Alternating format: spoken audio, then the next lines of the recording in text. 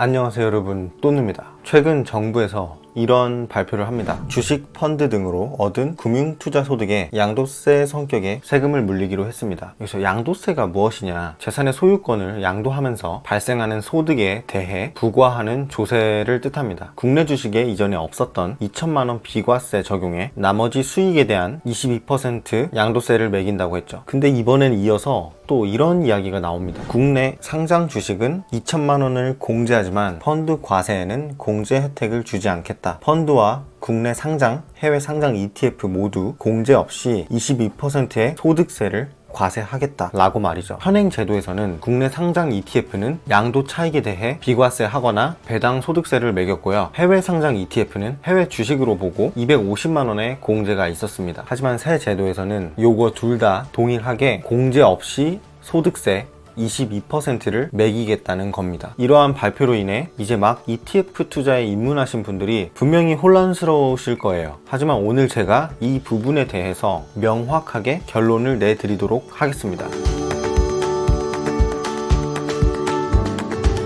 수익이 있는 곳에 세금이 있다. 이거는 뭐 당연한 이야기고 이에 대해서는 이견이 없습니다. 하지만 몇 가지 아쉬운 부분이 있는 점은 숨길 수가 없어요. 이번 코로나 사태로 인해서 2030 세대가 주식에 많이 뛰어들었는데요. 증권 계좌 개설 증가율만 봐도 젊은 세대가 주식에 대한 관심도가 높아졌다는 걸 알 수 있는데요. 제가 개인적으로 아쉬운 부분은 바로 이겁니다. 주식에 뛰어든 현 2030 세대는 아직 주식 투자에 대한 경험과 지식이 적을 수밖에 없습니다. 그렇다면 더더욱 ETF와 이 펀드 간접 투자를 더 권장해야 하는 게 아닌가 싶습니다. 현재 코스피 시총의 상당한 비중을 차지하고 있는 투자 자산이 이 펀드인데 왜 있던 혜택마저 없애려고 하는지 모르겠어요. 참 아쉬울 따름입니다. 물론 아직 확정된 게 아니기 때문에 지켜봐야겠지만요. 그러면 바로 이 상황에서 해외 ETF를 투자하는 우리가 앞으로 어떤 식으로 대응해야 하는지에 대해서 한번 이야기를 해보도록 하겠습니다. 우선적으로 크게 바뀌는 핵심 포인트는 바로 250만원에 대한 공제 부분입니다. 원래 시행되었던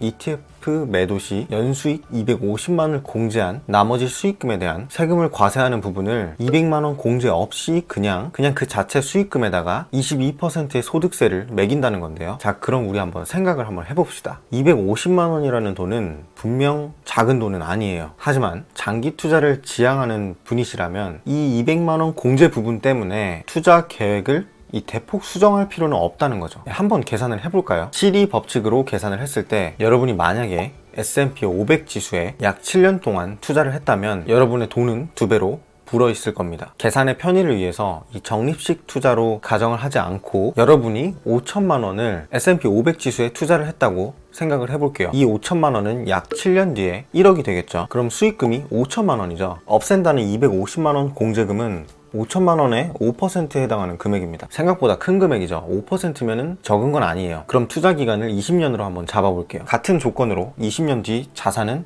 약 3억 3천만 원이 됩니다. 수익금은 2억 8천만 원이죠. 없앤다는 250만 원의 공제금은 2억 8천만 원의 몇 퍼센트에 해당할까요? 네, 약 0.9%입니다. 이처럼 여러분들이 장기 투자로 자산을 잘만 불린다면 이 사라질 예정인 공제 금액은 큰 의미가 없는 거죠. 물론 있으면 더 좋겠지만 그 양도세는 원래 있었던 과세 기준이니까 이 부분에서 배합하시면 안 돼요. 원래 있던 거예요. 양도소득세는 250만원 공제만 사라지는 겁니다. 만약 새로운 제도에서 국내 개별 주식에 시행될 예정인 이 2천만원 공제를 해외 개별 주식에도 적용해 준다면 ETF 투자를 버리고 해외 개별 주식 투자로 전환을 진지하게 고민해 보겠지만 이 해외 주식, 그다음 해외 주식 ETF는 원래 이 세금 공제에 대한 큰 메리트가 없었습니다. 우리가 노리는 것은 장기적으로 우상향하는 해외 지수에 장기 투자를 해서 자산을 크게 증식시키는 거 아닌가요? 그럼 아직 정해지지도 않은 이 세법에 대해서 크게 흔들릴 필요가 없습니다. 그리고 중요한 거, 내가 장기 투자를 지향한다면 20년, 30년 뒤에 세법이 중요한 거지 현재 세법은 의미가 없습니다. 안 팔면 돼요. 그럼 간단하게 정리를 한번 해볼게요. 첫째,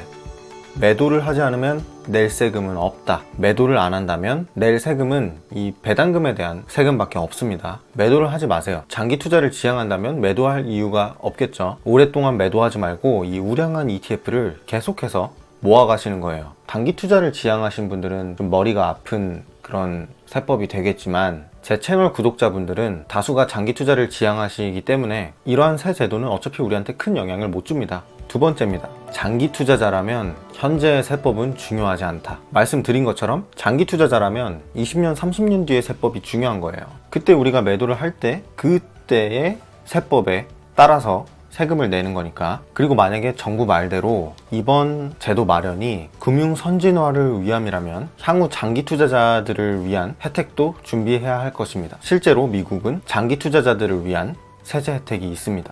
이처럼 세법은 항상 바뀌고 조정됩니다. 그러니까 여러분들은 너무 걱정하지 마시고요. 그 시간에 내가 어떤 ETF를 사서 어떻게 잘 모아가는지 그런 것만 고민하시면 됩니다. 모두들 너무 걱정하지 마시고요. 앞으로 흔들리지 않는 본인만의 투자 철학을 꼭 지키시길 바랍니다. 오늘 영상은 여기까지고요. 깔끔하죠?